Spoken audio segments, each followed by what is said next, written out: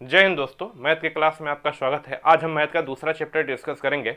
यह जो series math की चल रही है, जो भी आपके आने वाले एग्जाम है, जैसे ग्रुप डी का एग्जाम हुआ, यूपी ट्रिपल एस सी पेट का एग्जाम हुआ और यूपीपी का एग्जाम हुआ, इन सारे एग्जाम में मतलब जिनमें भी मैथ पूछी जाती है, कहीं ना कहीं ये क्वेश्चन देखने को मिलेंगे।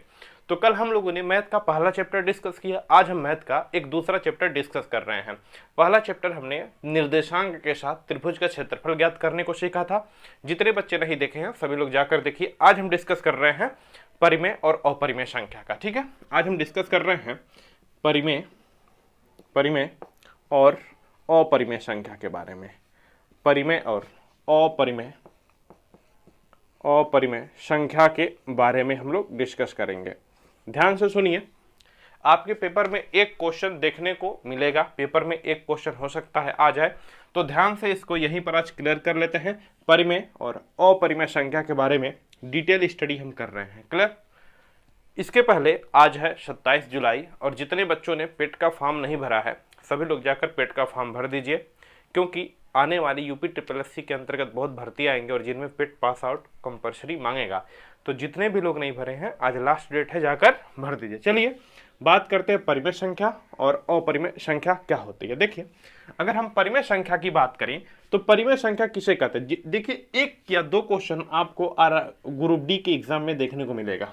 एक या दो क्वेश्चन आपको ग्रुप डी के एग्जाम में, चाहे हम बात करें पेट के एग्जाम में, चाहे हम बात करें उत्तर प्रदेश पुलिस के एग्जाम में, एक या दो क्वेश्चन देखने को मिलेगा। क्लियर? देखिए, परिमेय और परिमेय संख्या पढ़ने का मतलब है कि इतना ज्यादा मत ज्ञान ले लीजिए कि कंफ्यूज हो जाइए। समझिएगा बात को, इतना ज्यादा मत पढ़ लीजिए कि कंफ्यूज हो जाइए, एग्जाम में क्वेश्चन हो ही ना पाए। तो टू द पॉइंट चलेंगे, जो सीधे एग्जाम में क्वेश्चन बने उनको हम हिट करते हैं। देखिएगा, परिमेय संख्या की बात करें, किन्हें परिमेय कहेंगे और किन्हें अपरिमेय कहेंगे, ध्यान से समझिए। जिन्हें हम P बटे Q के रूप में लिख दें, P बटे Q का मतलब जिनको हम अंश और हर के रूप में हम लिख दें, उन्हें क्या कहेंगे? परिमेय संख्या। जिन संख्याओं को अंश और हर के रूप में हम लिख देते हैं उन्हें कहते हैं परिमेय संख्या। जैसे 2/5, 8/9, तो ये सब के सब क्या है? परिमेय संख्या। 22/7 आपने पढ़ा होगा, यह क्या है? यह क्या है? परिमेय संख्या। अपरिमेय संख्या क्या होता है? तो ध्यान से सुनिए, इनको P बटे Q के रूप में मतलब अंश और हर के रूप में नहीं लिख सकते हैं, अंश और हर के रूप में नहीं लिख सकते हैं। ऐसी संख्या जिनको अंश और हर के रूप में नहीं लिख सकते हैं वह क्या होती है? अपरिमेय संख्या होती है। साथ ही साथ ध्यान से समझिए, पाई जो होता है यह भी क्या होता है? अपरिमेय संख्या। ध्यान से सुनते रहिएगा, पाई जो होता है, कई बार क्वेश्चन आता है, पाई जो है यह भी क्या है? अपरिमेय संख्या। और याद रखिएगा, दशमलव के बाद जैसे मान लीजिए हम लिखे 2.671432343411279, ऐसे हमने लिखा। समझिएगा बात को, दशमलव के बाद हमने लिखा और यह संख्याएं फ्लैक्चुएट कर रही हैं। क्या कर रही हैं? फ्लैक्चुएट कर रही हैं। अगर मैं यहाँ पर लिखूं, सेम वही चीज में लिखूं 2.6666666 ऐसे करते जाऊं, तो सेम वही चीज, मतलब यह दशमलव के बाद वाला है, यह भी दशमलव के बाद वाला, लेकिन दशमलव के बाद की जो भी संख्याएं हैं यह लगातार फ्लैक्चुएट कर रही हैं, लगातार बदल रही हैं। तो ऐसी संख्याएं जो दशमलव के बाद फ्लैक्चुएट करती हैं, पता नहीं कहां तक जाएंगे, अपने को नहीं पता है ना, ऐसी संख्याएं जो लगातार फ्लैक्चुएट करती हैं, दशमलव के बाद इनका मान बार बार फ्लैक्चुएट होता है, उन संख्याओं को भी अपरिमेय संख्या कहते हैं। उन संख्या को क्या कहते हैं?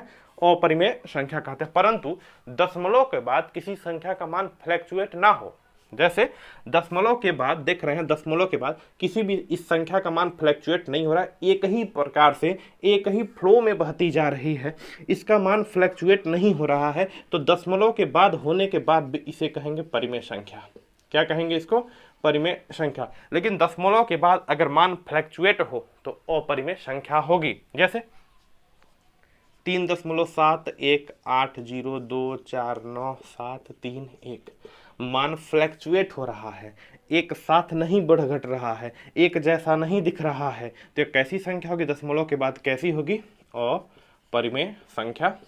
और यहीं पर मैं लिखना चाहूँ, यहाँ पर लिखना चाहूँ जैसे 3.12121212, तो दशमलव के बाद यह 1 2 एक पैटर्न से बढ़ रहा है, एक पैटर्न से आगे पीछे बढ़ रहा है, तो यह कैसी संख्या होगी? परिमेय संख्या। यानी कि दशमलव के बाद अगर आपको एक फ्लैक्चुएट पैटर्न मिल रहा है, दशमलव के बाद आप देख रहे हैं फ्लैक्चुएशन, इधर उधर उतार चढ़ाव हो रहा है, आगे पीछे कुछ भी हो रहा है, तो उसको अपरिमेय में रखेंगे। और दशमलव के बाद अगर एक पैटर्न मिल रहा है, तो क्या होती है? परिमेय संख्या होती है। वो क्या होती है? परिमेय संख्या होती है। आगे समझिए, है ना। तो परिमेय संख्या में हम किसको रखते हैं? दशमलव के बाद ऐसी अगर संख्या है तो उसको भी अपरिमेय में रखेंगे। याद रखिएगा, पी बाई क्यू के रूप में नहीं लिखा जा सकता है।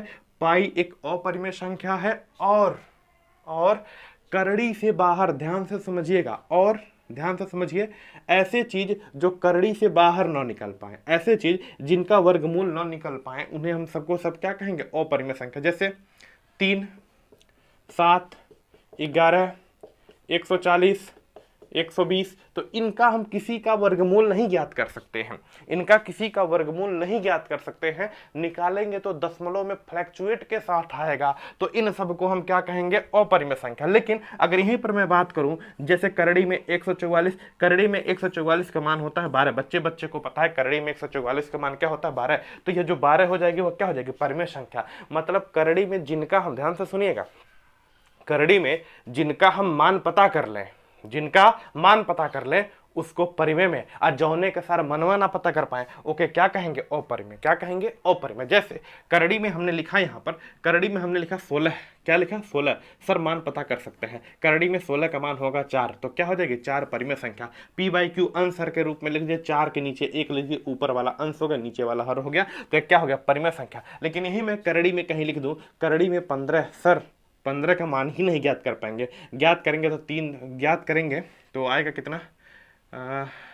3.9 के समथिंग आएगा, दशमलव में आएगा। यानी कि यह दशमलव में आ रहा है, फ्लैक्चुएट हो रहा है, करड़ी में 15 का मान ही नहीं ज्ञात कर पाएंगे, तो क्या हो जाएगा? अपरिमेय संख्या। अरे बोलिए हाँ कि ना, क्या हो जाएगा? अपरिमेय संख्या। तो परिमेय संख्या, अपरिमेय संख्या का थोड़ा सा कॉन्सेप्ट बिल्डअप हुआ आपके दिमाग में। एक चीज याद रखिएगा कि जो, ध्यान से सुने, अगर हम यहां पर बात करें तो जगह नहीं है, यहां लिख देते हैं 22/7, यह होती है क्या? परिमेय संख्या। जबकि 22/7 के स्थान पर हम कभी कभी प्रयोग करते हैं पाई। पाई क्या होता है? अपरिमेय। पाई क्या होता है? अपरिमेय। ठीक है, क्लियर? चल फटाफट स्क्रीनशॉट लीजिए, कुछ और आगे बात करते हैं, फटाफट स्क्रीनशॉट लीजिए इसका। क्लियर है? चले, ठीक, ले लीजिए, हट गए, चले, बढ़िया। आगे देखिए, यहां पर हम डिस्कस करते हैं, कुछ आपको करड़ी वाले वैल्यू याद करना पड़ेगा। समझिए बात को, कुछ आपको करड़ी वाले मान याद करने पड़ेंगे। कैसे करना पड़ेगा? चलो करते हैं। करड़ी वाले मान कुछ आपको याद करने पड़ेंगे जी, बिल्कुल, है ना। चलिए, क्या याद करें तो जल्दी बताएं। करड़ी में 1 का मान या 1 ही होगा, एक बार देख लूं दिख रहा है कि नहीं। ठीक है, हर एक चीजें क्लियर है। तो करड़ी में 1 का मान थोड़ा सा बड़ा लिखना चाहिए, है ना। चले इसको याद कर लेंगे। करड़ी में 1 का मान 1 होता है। करड़ी में 2 का मान 1.414 होता है। कोई महान व्यक्ति कहेंगे, ध्यान से सुनिएगा, करड़ी में 2 का मान 1.414 होता है। मैंने कहा मत याद करो, बस इतना याद रखो, 1.4। कोई महान व्यक्ति यह ना सोचेंगे कि 1.414 हम याद करेंगे, तो कर बाबू, जो मन करे तो कर, लेकिन मेरे अनुसार बस इतना याद रखो, 1 अंक बाद 1.4। करड़ी में 3 का मान होता है 1.732, तो बस 1.7 याद रखिए, 1.7 याद हो जाएगा। करड़ी में 2 का मान 1.4, करड़ी में 3 का मान 1.7, करड़ी में 4 का मान आपको याद रखना है, 2 दूना 4, करड़ी में कितना हो जाएगा 2। करड़ी में 5 का मान याद रखिए, करड़ी में 5 का मान बताइए, करड़ी में 5 का मान, तो देखो जरा ऐसे, करड़ी में 4 का मान होता है 2, करड़ी में 4 का मान 2 और करड़ी में 5, मतलब 4 से थोड़ा सा ज़्यादा, 4 से थोड़ा सा ज़्यादा, तो 2 से थोड़ा सा ज़्यादा, 2.2 कितना हो जाएगा 2.2। तो करड़ी में 5 का मान 2.2। करड़ी में 6 का मान निकाल देते हैं भाई मेरे, करड़ी में 6 का मान, करड़ी में 6 का मान बताइए, करड़ी में 6 का मान 2.6, करड़ी में 6 का मान कितना होता है 2.5, सॉरी, करड़ी में 6 का मान 2.5, करड़ी में 6 का मान, सॉरी, करड़ी में 7 का मान 2.6। आगे आ जाते हैं, करड़ी में 8 का मान 2.8, करड़ी में 9 का मान बच्चे बच्चे को पता 3, करड़ी में 9 का मान बच्चे बच्चे को पता 3, करड़ी में 10 का मान तो 3.3, करड़ी में 10 का मान तो 3.1, सॉरी करड़ी में 10 का मान तो 3.1, करड़ी में 11 का मान 3.3। तो इन सब चीज़ों को आप याद कर लेंगे, ठीक है। याद कैसे होगा, देखिए जितना बताएं बस उतना याद रखिएगा, पेपर हमें करना है ना जी। करड़ी में 1 का मान कितना 1, ये तो बदलेगा नहीं। अच्छा, करड़ी में 0 का मान 0, कोई दिक्कत नहीं। आगे देखते हैं, करड़ी में 2 का मान 1.414, तो 1.4 याद रखिए, ज़्यादा भाव तो मत बनाइए, 1.4। करड़ी में 3 का मान 1.732, तो 1.7 ही याद रखिए, है ना। करड़ी में 4, 2 दूना 4, तो कितना मान हो गया 2। करड़ी में 5, तो 4 से थोड़ा सा ज़्यादा, 4 से थोड़ा सा ज़्यादा, 4 से थोड़ा सा ज़्यादा, तो इसका वर्गमूल भी थोड़ा सा ज़्यादा, 2 से थोड़ा सा ज़्यादा, 2.2। अच्छा देखें, अब इन दोनों को देखो याद करने का तरीका, इन दोनों का है ना, क्योंकि करड़ी में 9 का मान तो होता है 3, इधर जो होंगे छोटे होंगे, तो करड़ी में 6 है ना 2.5, अगर 6 है तो ए से थोड़ा सा कम, याद कर लीजिएगा, ऐसे ही करना है। 6 है तो 1 कम 2.5, 7 है तो 7 से 1 कम कितना 6, 2.6, लेकिन 8 वाला बराबर 2.8। 9 का मान बच्चे बच्चे को पता 3 होता है, और 10 का मान 3.1, देखो ना 9 10 1 ज़्यादा, थोड़ा सा ज़्यादा, तो इसका वर्गमूल भी थोड़ा सा ज़्यादा। आगे करड़ी में 11 का मान 3.3, तो इन सब चीज़ों को याद कर लेंगे, याद करना पड़ेगा, न चाहते हुए भी करना पड़ेगा। क्वेश्चन नोट करिए, अगला क्वेश्चन देखिए, नोट करिए जल्दी। चलिए नेक्स्ट देखें, बोर्ड पर फोकस है ना। क्वेश्चन है 5 और 7 के बीच आने वाली कितनी परिमेय संख्या है। ध्यान से सुनिए, कह रहा है कि 5 और 7 के बीच आने वाली, मतलब इनके बीच आने वाली, 5 और 7 के बीच आने वाली कितनी परिमेय संख्या है। परिमेय संख्या पूछा है, तो तुरंत 5 और 7 के बीच आपको 6 लग रहा होगा, क्योंकि करे बीच में 6 आएगा, है ना। नहीं जी, 5 और 7 के बीच आने वाली परिमेय संख्या, तो कभी भी ध्यान से सुनिए, दो संख्या के बीच अगर परिमेय संख्या पूछे, अगर परिमेय संख्या पूछे, तो इनका मान होता है अनंत। क्या होता है? अनंत। क्योंकि ध्यान से समझिए, 5 और 7 के बीच, तो 5/5 10 क्या हो जाएगा, 5.1, 5.2, 5.3, 5.4, 5.5, 5.6, 5.7, 5.8, ऐसे करते 5.9, 5.99, ऐसे करते करते अनंत तक जाएंगे, है ना। पता नहीं कहाँ तक जाना पड़ेगा, 5.99, 5.99, 5.9, 5 कितना 5.999, ऐसे करते करते पता नहीं अनंत संख्या होंगे। तो 5 और 7 के बीच किन्हीं भी दो संख्याओं के बीच परिमेय संख्या कोई पूछे, तो सीधे आप 1 नहीं करेंगे, चाहे सीधे 6 नहीं करेंगे। यहाँ देखिए 5 और 7 के बीच पता नहीं दशमलव में कहाँ तक हमें जाना पड़ेगा, 5.1, 5.2, 5.3, 5.4, 5.5, ऐसे करते करते अनंत तक चलेंगे, तब भी नहीं पहुंच पाएंगे। फिर 6.2, 6.3, 6.4, ऐसे करते करते अनंत तक चलेंगे। यानी कि किन्हीं भी दो संख्याओं के बीच अगर परिमेय संख्या पूछे, तो इसका आंसर होता है अनंत। क्या होता है? अनंत। याद रखिएगा, ऐसे कोई भी संख्या दे दे, 14 बोल दे, 14 और 17 के बीच कितनी परिमेय संख्या होंगी, तो अनंत। कितनी होंगी? अनंत। 7 और 5 के बीच, या 5 और 7 के बीच कितनी परिमेय संख्याएं होंगी, तो आंसर लिखेंगे अनंत। क्या लिखेंगे? अनंत। क्लियर? नेक्स्ट क्वेश्चन देखें। नेक्स्ट क्वेश्चन, आई थिंक चीजें क्लियर हो गई होंगी। नेक्स्ट क्वेश्चन, करड़ी में 2 और करड़ी में 3, है ना। करड़ी में 2 और करड़ी में 3 का गुणनफल क्या है? क्वेश्चन है बाबू, देखेंगे। करड़ी में 2 और करड़ी में 3 का, करड़ी में 2 करड़ी में 3 का गुणनफल है। गुणनफल है, क्या है जी? तो देखिए, option A, option B, option C, option D. Option A कह रहा है 4 के बराबर, परिमेय संख्या काल्पनिक है। क्या कर रहा है? 4 के बराबर है, 4 के बराबर। फिर बोल रहा है परिमेय संख्या, फिर बोल रहा है अपरिमेय संख्या, और फिर बोल रहा है काल्पनिक संख्या। क्या बोल रहा है? काल्पनिक संख्या। तो करड़ी में 2 और करड़ी में 3 का गुणनफल बोला है, तो इनका गुणनफल करिए और इनसे मिलाइए, क्या मिल रहा है। तो करड़ी में 2 लिखेंगे और करड़ी में 3 लिखेंगे, इनका गुड़ियाइए का मतलब गुणनफल करिए, मल्टीप्लाई करिए। करड़ी में 2 गुणे करड़ी में 3, तो करड़ी में 2 गुणे करड़ी में 3, 3 दूना 6, करड़ी करड़ी में गुड़ा है ना, तो करड़ी करड़ी 1 करड़ी 3 दूना 6, तो करड़ी करड़ी 1 करड़ी और 2 गुड़े 3, 2 गुड़े 3 यानी कि करड़ी में कितना 6, करड़ी में कितना 6। अब जरा देखिए क्या 6 करड़ी से बाहर आएगा, नहीं आएगा। 6 करड़ी से बाहर आएगा, नहीं आएगा, तो कैसी संख्या होती है यह, अपरिमेय संख्या। कैसी संख्या होती है, अपरिमेय संख्या। रिजल्ट कितना आया 6, रिजल्ट कितना आया 6। क्या 4 के बराबर है, नहीं है। परिमेय संख्या उसे कहते जो करड़ी के बाहर वर्गमूल बन जाए, सर नहीं है, क्या है, अपरिमेय संख्या। कैसी संख्या होगी, अपरिमेय संख्या। ध्यान से सुनिए, कैसी संख्या होगी, अपरिमेय संख्या। क्लियर है। Next question. अच्छा यहां से 2 चीज समझ गए, एक होती है काल्पनिक संख्या, समझ गए ना, इनका गुणनफल क्या हो जाएगा, अपरिमेय संख्या। क्लियर। एक होती है काल्पनिक संख्या, एक होती है सुनिए क्या होती है, काल्पनिक संख्या, है ना, काल्पनिक संख्या, काल्पनिक संख्या, है ना जी, काल्पनिक संख्या। और एक होती है वास्तविक संख्या। यहीं पर क्लियर कर देते हैं, वास्तविक संख्या। ठीक है जी। काल्पनिक संख्या केवल हम कल्पना के द्वारा कर सकते हैं, केवल हम कल्पना करते हैं, इसे बोलते हैं सम्मिश्र संख्या। क्या बोलते हैं, सम्मिश्र संख्या, है ना। देखिए अगर काल्पनिक संख्या का पहली बात हम मान नहीं ज्ञात कर सकते हैं। जब कल्पना में तो मैथ लगता ही नहीं, हम सोचकर मैथ, कल्पना में मैथ लगा ही नहीं सकते हैं। काल्पनिक संख्या उसे कहते हैं कि करड़ी के अंदर कोई भी ऋणात्मक में हो, करड़ी के अंदर अगर क्या हो, माइनस में हो या ऋणात्मक हो, तो इस नंबर को हम कहेंगे काल्पनिक संख्या। क्या कहेंगे, काल्पनिक संख्या। जैसे मान लीजिए करड़ी में हमें 16 मिले माइनस में, तो क्या हो जाएगा, काल्पनिक संख्या। तुरंत क्या कह देंगे, काल्पनिक संख्या। तुरंत 4 मत कर दिए, गलत होगा, सीधे कहेंगे काल्पनिक संख्या।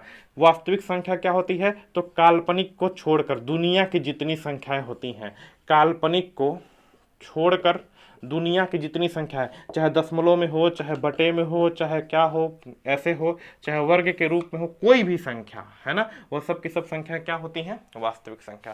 सारी की सारी संख्या क्या होती हैं, वास्तविक संख्या होती है। क्लियर है। नेक्स्ट क्वेश्चन आगे देखें, है ना, चीजें समझ आ रही होगी। नेक्स्ट देखिए आगे, नेक्स्ट देखिए तो चलिए अगला क्वेश्चन फटाफट क्वेश्चन करते हैं। क्वेश्चन है करड़ी में 3 और करड़ी में 11, क्या, करड़ी में 3 प्लस करड़ी में 11 का स्क्वायर कौन सी संख्या देगा, कौन सी संख्या देगा। यह सब के सब ग्रुप डी के क्वेश्चन है, सब के सब ग्रुप डी यूपीपी के क्वेश्चन है। पहला ऑप्शन ए लीजिएगा, ऑप्शन ए लीजिएगा, ठीक है। ऑप्शन ए है प्राकृत संख्या, क्या देगा, प्राकृत संख्या 1 2 3 4 5 6 7 8 ऐसे प्राकृत संख्या। बी देगा आपको, ध्यान से सुनेंगे, बी आपका देगा पूर्ण संख्या, एक कंप्लीट नंबर तो देगा नहीं बिल्कुल जब करड़ी लग गया तो। सी देगा अपरिमेय, सी देगा अपरिमेय, और डी देगा परिमेय संख्या, डी देगा परिमेय संख्या। आइए चेक करते हैं, करड़ी में 3 और करड़ी में 11 का स्क्वायर करना है।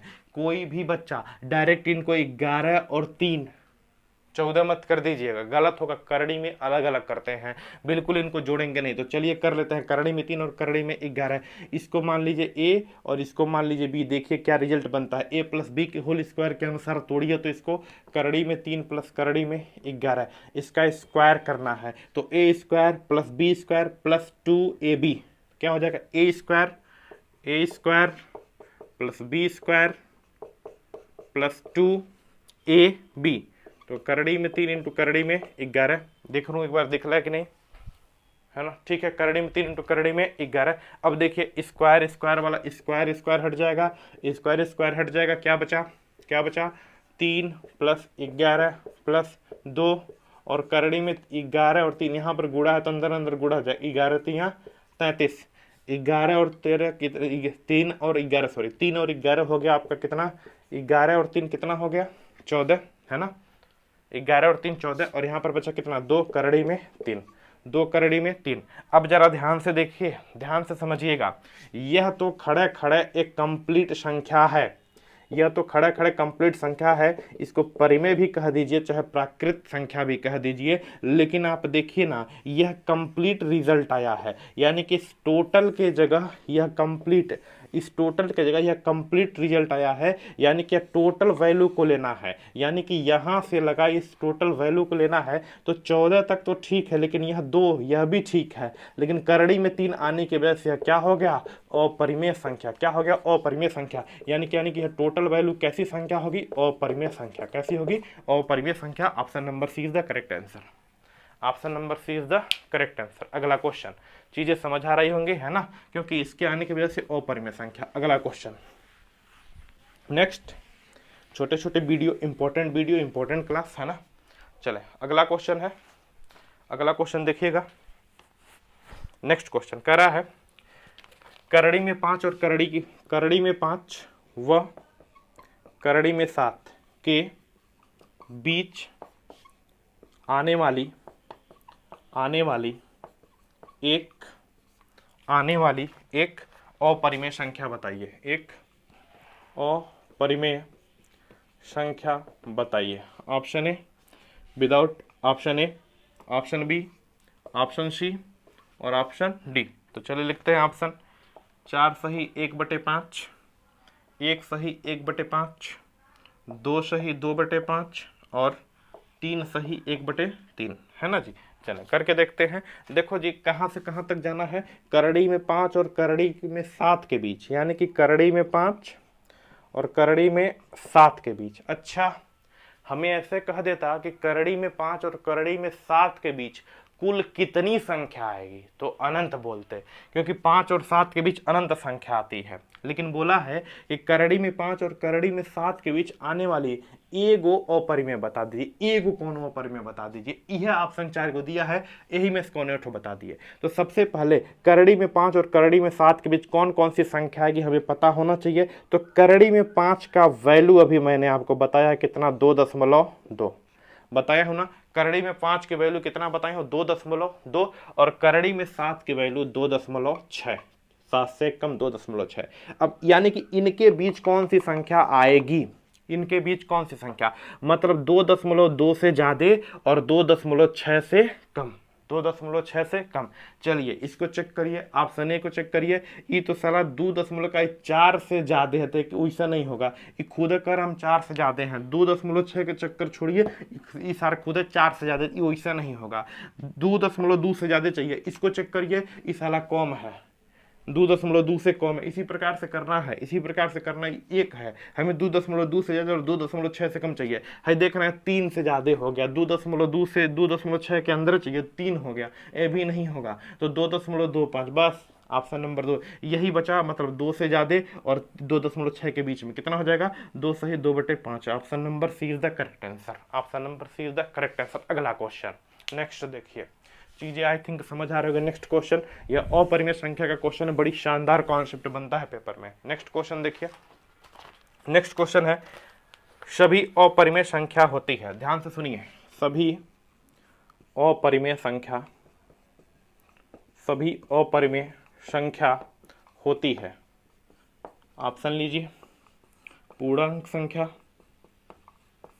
पूर्ण संख्या क्या होती है, पूर्ण संख्या। ऑप्शन बी प्राकृत संख्या, ऑप्शन सी काल्पनिक संख्या और ऑप्शन डी वास्तविक संख्या। क्या होती है, वास्तविक संख्या। चलिए जी देखते हैं। देखिए पूर्ण संख्या क्या होती है, 0 से शुरू होती है, 1 2 3 4 5 ऐसे करते करते जाती है। प्राकृत संख्या 1 से शुरू होती है, 1 2 3 4 गिनती वाले। काल्पनिक संख्या या माइनस वाली होती है, और वास्तविक संख्या में तो सब आ जाती है, दशमलव हो चाहे कुछ भी हो, सब आ जाती है। तो आइए शुरुआत करते हैं। अपरिमेय संख्या क्या होती है, आप बताइएगा हमें। अपरिमेय संख्या, तो पहली बात तो P/Q के फॉर्म में भी नहीं लिख सकते हैं, P/Q के फॉर्म में नहीं लिख सकते हैं। ऐसे तो सिंगल सिंगल होगी, नहीं सिंगल सिंगल होगी तो परिमेय संख्या कह लेंगे। अगर 2.687 ऐसे ऐसे होगी, यह क्या होगी, अपरिमेय संख्या होगी। यानी कि यह क्या होती है, करड़ी में होगी तो भी अपरिमेय संख्या होगी। अगर हमारा 2/1, अगर मान लीजिए मैंने लिखा 3/1 लिखा दिया तो परिमेय हो गया, या कह लीजिए प्राकृत संख्या हो गया।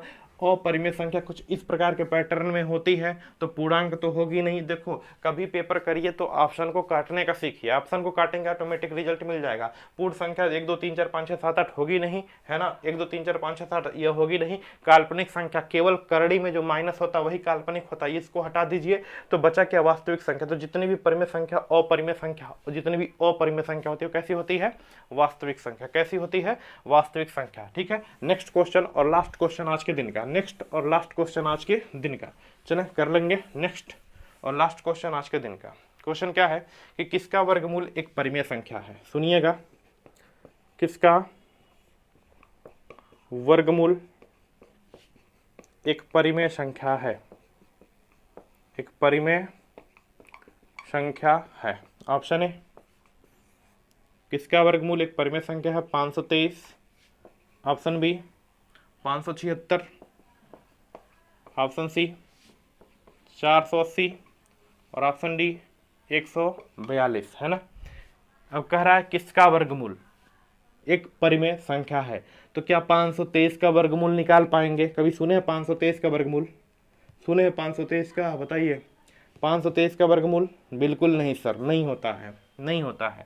चलिए 480 का वर्गमूल निकाल पाएंगे, नहीं निकाल पाएंगे, दशमलव में आएगा और जब वैल्यू दशमलव में आएगा तो अपरिमेय हो जाएगा। हमसे पूछा परिमेय संख्या, 142 का नहीं निकाल पाएंगे। 576 का वर्गमूल निकाल कर देखिए, 576 का वर्गमूल डायरेक्ट होता है 24, डायरेक्ट याद होना चाहिए यह, 150 तक याद कर लीजिए, कितना होता है 24।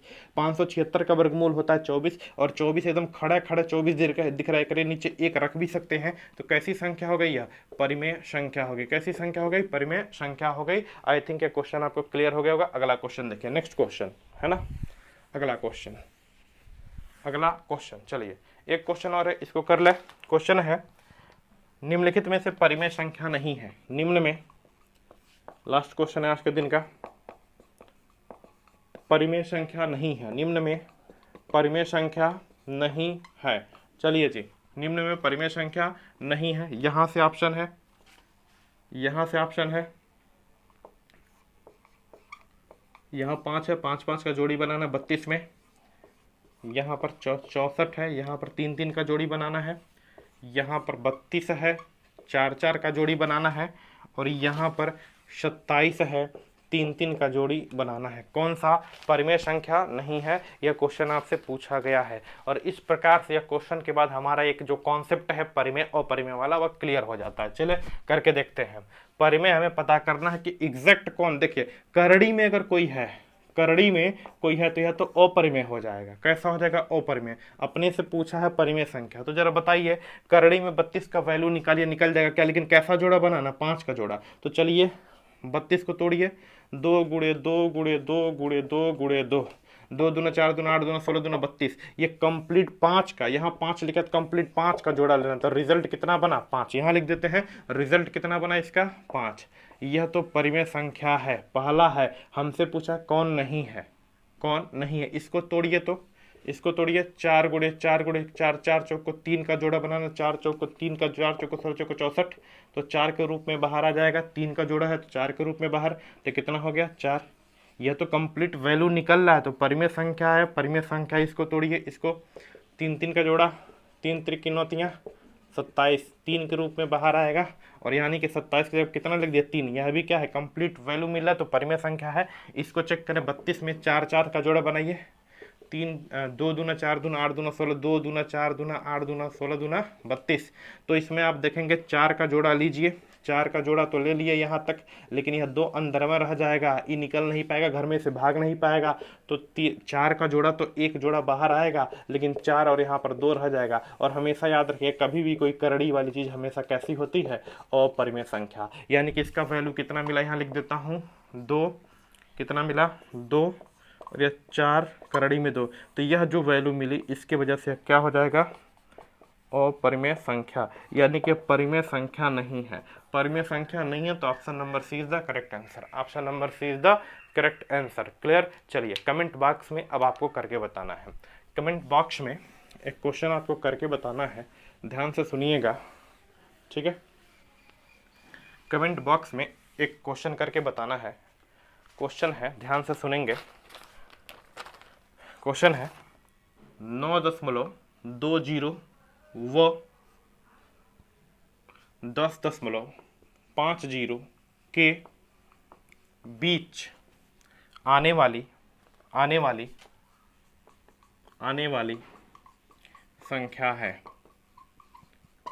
संख्या है। Option A, option B, option C और ऑप्शन डी।